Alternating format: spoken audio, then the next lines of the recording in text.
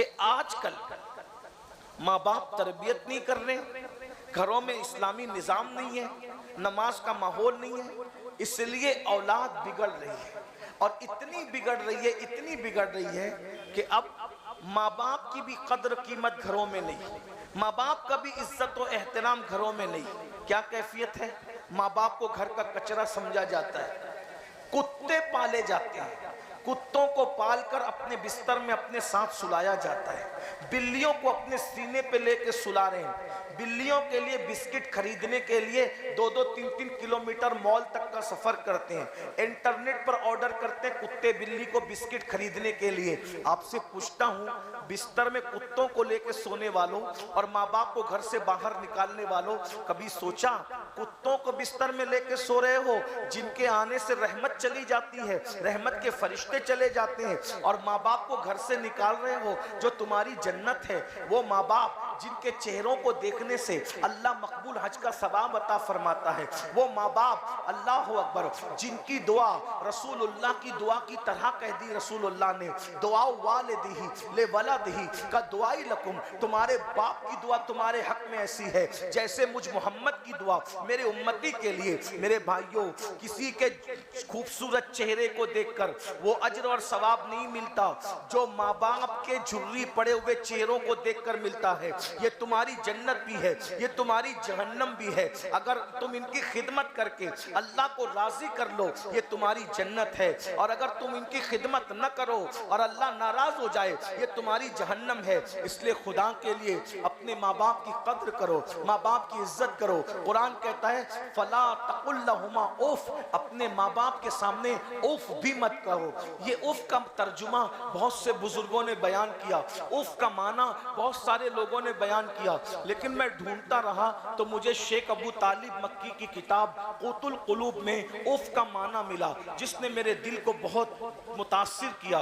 उफ अरबी जबान में कहते हैं, शेख अबू तालिब मक्की कहते हैं उफ अरबी जबान में उस मैल को कहते हैं जो नाखून के नीचे जमा होता है। जब नाखून थोड़ा सा बड़ा हो जाए तो नाखून के नीचे जो मैल जमा होता है उसको उफ कहते हैं, उफ। आप मुझे बताइए मेरे भाइयों, अब कुरान क्या कह रहा है? अगर ये माना शेख अबू तालिब मक्की का लिया जाए तो माना क्या बन रहा है कि नाखून के नीचे जितना मैल बनता है, जितना मैल नाखून के नीचे जितना मैल बनता है, उतना भी अपने माँ बाप को तकलीफ मत पहुंचाओ। और आज माँ बाप को डांटा जाता है, बुड्ढा बुड्ढी कहा जाता है, डोकरा डोकरी कहा जाता है, माँ बाप को सताया जाता है, माँ बाप को तड़पाया जाता है। एक बात आप मुझे बताएं मेरे भाइयों, और जरा गौर करें, जरा तवज्जो करें। अल्लाह अकबर, अल्लाह के सच्चे रसूल सादिक और मज़दूक मुस्तफ़ा जान रहमत सल्लल्लाहु अलैहि वसल्लम ने यहाँ तक फरमाया, जिससे उसके माँ बाप नाराज हो अल्लाह ताला उसकी इबादत को कबूल नहीं करता। और ये याद रखना, जाते जाते मैं एंड पर अपने जवान बेटों को, भाइयों को और अपनी बहनों को भी पैगाम देकर जा रहा हूं, जब तक माँ बाप जिंदा हैं तुम्हें इनकी अहमियत हो या ना हो, लेकिन जिस दिन ये खूबसूरत चेहरे कब्र की मिट्टी में मिल जाएंगे, उस दिन तुम्हें तुम्हारे माँ बाप याद आएंगे। उस दिन तुम दुआ करोगे कि ये चेहरे तुम्हें ख्वाब में नजर आए, लेकिन ये चेहरे तुम्हें ख्वाब में भी नजर नहीं आएंगे। आज अल्लाह ने मौका दिया है तो इनकी खिदमत कर लो, इनकी कद्र कर लो, इनकी फर्मा बरदारी कर लो, इनको राजी कर लो। इनकी रजा में अल्लाह की रजा है, इनकी दुआएं ले लो, इनकी दुआओं से किस्मत बदल जाती है। मेरे भाइयों, आइए बस इख्तितामी लम्हे पर एक रिवायत पढ़कर बात पूरी कर दूं।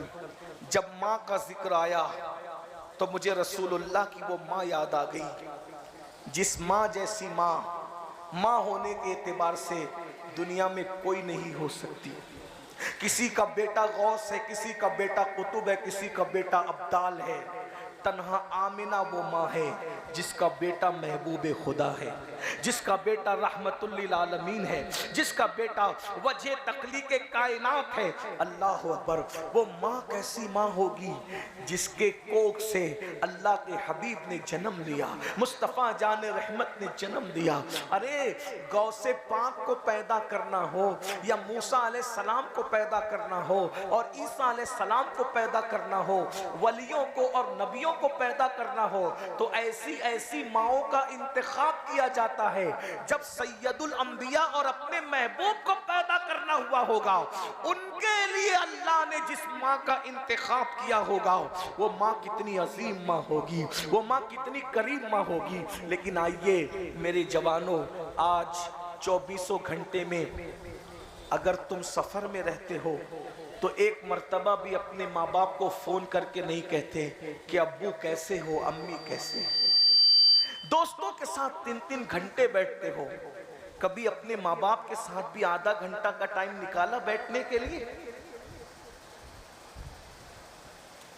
दोस्तों से 1-1 घंटा गुफ्तगू करते हो, कभी माँ बाप से भी टाइम निकाला बैठने के लिए? याद रखना, माँ बाप इंतजार में रहते हैं कि मेरा बच्चा आएगा मेरे पास बैठेगा, मेरी बेटी आएगी मेरे पास बैठेगी। आज हमें अपने माँ बाप के पास बैठने के लिए वक्त नहीं है, हम बहुत लाइट लेते हैं, उनकी खैरियत भी नहीं पूछते और वो किसी को अपना दुख बांटते भी नहीं है। माँ बाप होते, माँ बाप औलाद से बहुत प्यार, तुम कितना भी जुल्म करो वो दुआ ही देंगे, लेकिन जबान से दुआ निकलेगी, दिल से तो बद्दुआ निकलेगी। आप सब अपने आप में डूब के सोचोगे कि अभी हम माँ बाप के पास बैठते हैं आधा घंटा 1 घंटा, चलो उनका दिल बहलाएं, उन्हें खुश करें। बच्चों के पास बैठते, बच्चों के पास भी नहीं बैठते तो माँ बाप के पास क्या बैठे। इतना याद रखना, बहुत कीमती जुमला आपको दे रहा हूं, बचपने में हमको अपने माँ बाप की जितनी जरूरत थी, बचपने में हमको हमारे माँ बाप की जितनी जरूरत थी, बुढ़ापे में हमारे माँ बाप को हमारी उतनी ही जरूरत है। जैसे बचपन में मैं अपनी माँ के बगैर नहीं रहता था, अगर स्कूल से बच्चा आता तो कहता मेरी अम्मी, अम्मी नहीं दिखती तो मेरी अम्मी, मेरे अब्बू। तो जैसे बचपन में हम किसी भी सेकंड अपने माँ बाप के बगैर नहीं रह पाते थे, वैसे बुढ़ापे में किसी भी सेकंड माँ बाप अपनी औलाद के बगैर नहीं रह सकते। और आज हम अपने माँ बाप के पास नहीं बैठते, उनकी जरूरत का ख्याल नहीं करते। जो लोग रोटी कपड़ा मकान भी अपने माँ बाप को देते हैं, वो भी अपने माँ बाप के पास नहीं बैठते। बैठो, माँ बाप को बहुत खुशी होती है जब तुम उनके पास बैठोगे, उनको कुछ चुटकुले सुनाकर उनको हंसाओ, उनको खुश करो, उनको बाजार में ले जाओ, उनको पार्कों में ले जाओ, बीबी को घुमाने ले जाते हो, कभी माँ बाप को भी ले जाओ, दोस्तों के साथ घूमने जाते हो, कभी माँ बाप के साथ भी घूमो, सबको गिफ्ट देते हो, कभी माँ बाप को भी गिफ्ट दो। आज ये सोच बन गई है, अरे इन बुढ़ों को क्या जरूरत है कीमती कपड़ों की, इन बुढ़ों को क्या जरूरत है कीमती जूतों की। मैं कहता हूं सुन लो, इंसान का जिस्म बूढ़ा होता है, उसके ख्वाहिशात बूढ़ी नहीं होती, उसके ख्यालात बूढ़े नहीं होते, उसके दिल की कैफियत बूढ़ी नहीं होती। अपने माँ बाप को कीमती गिफ्ट दो, अपने माँ बाप को कीमती कपड़े पहनाओ अपनी हैसियत के मुताबिक, और उनकी दुआएं लो। क्यों? आप किसी की भी दुआ लोगे आपको उतना फायदा नहीं होगा जितना फायदा आपके माँ बाप की दुआ से होगा। अगर मैं भी, कोई भी आपके लिए दुआ करे, अल्लाह चाहे तो कबूल करे, अल्लाह चाहे तो रद्द करे। हमारी दुआएं, किसी की भी नेक इंसान की दुआएं आपके हक में, अल्लाह चाहे तो कबूल करे, अल्लाह चाहे तो रद्द करे। हमारी दुआ कबूल भी हो सकती है, रद्द भी हो सकती है। तन्हा माँ बाप वो है जो औलाद के लिए दुआ कर दे, अल्लाह उनकी दुआ रद्द नहीं करता बल्कि कबूल ही करता है। माँ बाप अगर बेनमाजी हो, गुनहगार हो, फासिक हो, फाजिर हो, तो भी अल्लाह उनकी दुआ फौरन कबूल करता है, क्योंकि माँ बाप की दुआ नेक होने की वजह से कबूल नहीं होती, माँ बाप की दुआ माँ बाप होने की वजह से कबूल होती है। इसलिए अपने माँ बाप की दुआएं लो। सबकी दुआओं के चक्कर में हो, अरे माँ बाप की दुआ से बड़ा तावीज क्या है। माँ बाप को छोड़कर निकल जाते, उन्हें घर से निकाल देते, उनके खाने पीने का इंतजाम नहीं करते। तो मुझे याद आई रसूलुल्लाह की मुकद्दस अम्मी जान, हुजूर अलैहिस्सलाम को अपनी अम्मी से बहुत प्यार था।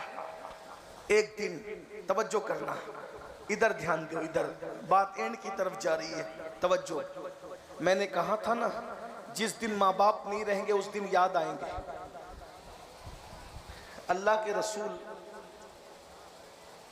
जब 6 साल की उम्र में थे तभी आपकी अम्मी का विसाल हो गया। और ये बात भी है, वक्त नहीं है वरना मैं पूरी दास्तान बयान करता, सिर्फ इशारा दे रहा हूँ। ये बात भी है कि हुजूर की अम्मी का विसाल हुजूर के सामने हुआ। हुजूर 6 साल के थे, मकाम अब्वा में अम्मी के सराहने बैठे थे, उसी हालत में हुजूर की अम्मी का विसाल हुआ। हुजूर ने अपनी माँ की कब्र उम्मे ऐमन की मदद से खोदी और कब्र खोदने के बाद अपने हाथों से दफन किया। बहरहाल ये तवील दास्तान है। तो हुजूर अलैहिस्सलाम जब हिजरत करके मदीने मुनव्वरा आ गए, बहुत शान, बड़ी अज़मत, हुजूर के डंके बजने लगे। तो एक दिन हुजूर अलैहिस्सलाम, हालांकि पता नहीं कब कब ये वाक़या हुआ, लेकिन वाक़या जो बयान किया जा रहा है वो एक दिन का है। एक दिन हुजूर अलैहिस्सलाम मगरिब की नमाज़ पढ़ाकर इशा के इंतज़ार में मस्जिद नबवी के कोने में बैठे हुए। जब मस्जिद नबवी के कोने में बैठे हैं तो हुजूर अलैहिस्सलाम चुपके चुपके खामोश आंसुओं से रो रहे हैं। अल्लाह के रसूल चुपके चुपके रो रहे हैं, खामोश आंसुओं से। सहाबा की आदत थी कि जब महफिल में बैठते थे तो हुजूर को तकते रहते थे, बस देखते रहते थे, इसलिए कि इससे बड़ी इबादत क्या हो सकती थी हुजूर को तकना और देखना है। इससे बड़ी इबादत क्या है। तो सहाबा ने जब गौर किया तो देखा, अरे मस्जिद के कोने में बैठकर हुजूर अलैहिस्सलाम सर झुकाकर खामोश खामोश आंसुओं से रो रहे हैं। हुजूर अलैहिस्सलाम की आंखों से मोटे मोटे आंसू आंख से निकलते हैं और चेहरे पर आते हैं, आंख से निकलते और दाढ़ी शरीफ पर निछावर होते हैं।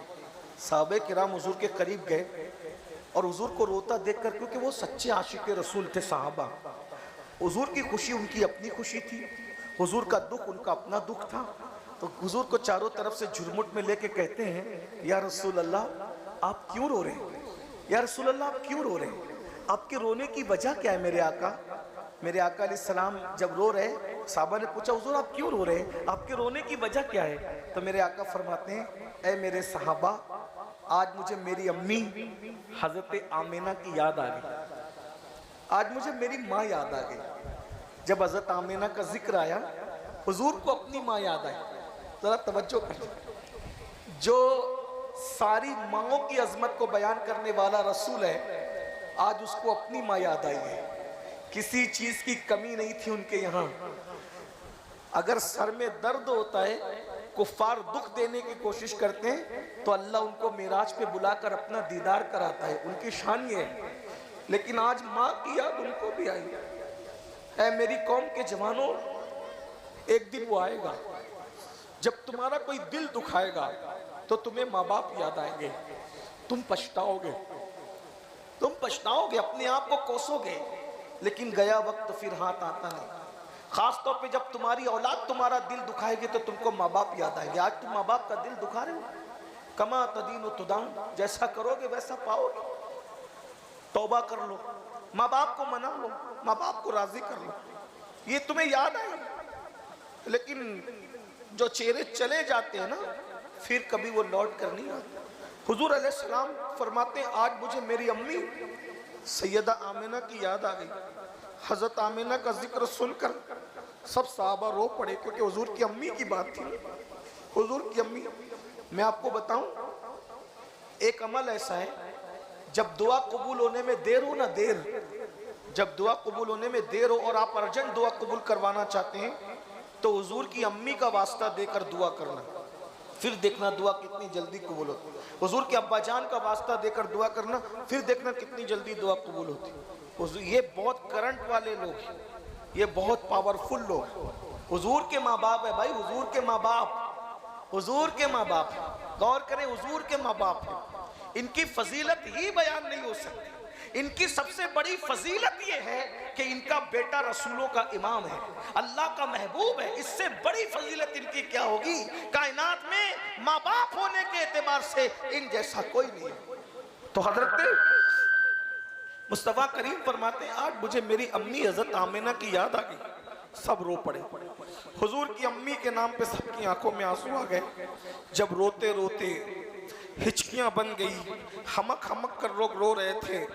ऐसा लगता था कि मस्जिद नबवी हिचकियों से गूंज जाएगी। ऐसे में सबको इफाका हुआ, हुजूर को इफाका हुआ, रोते रोते सब चुप हो गए।